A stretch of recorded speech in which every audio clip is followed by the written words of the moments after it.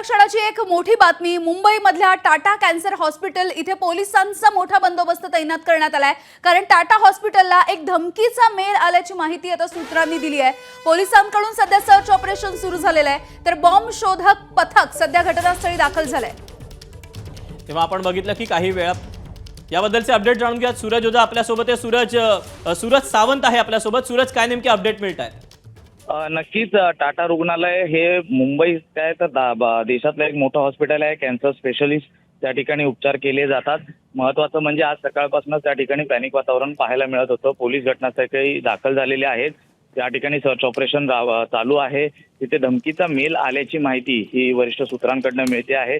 मात्र ज्यावेळी आम्ही संपर्क केला त्यावेळी त्या ठिकाणी मॉकड्रिल सुरू आहे। थोड्याच वेळात आम्ही लवकरच स्पष्टीकरण देऊ असं देखील म्हटलेलं आहे। त्यामुळे सध्या तरी कुठलीही धोकादायक वस्तू त्या ठिकाणी मिळालेली नाहीये। मात्र सर्च ऑपरेशन पोलिसांकडून सुरू आहे।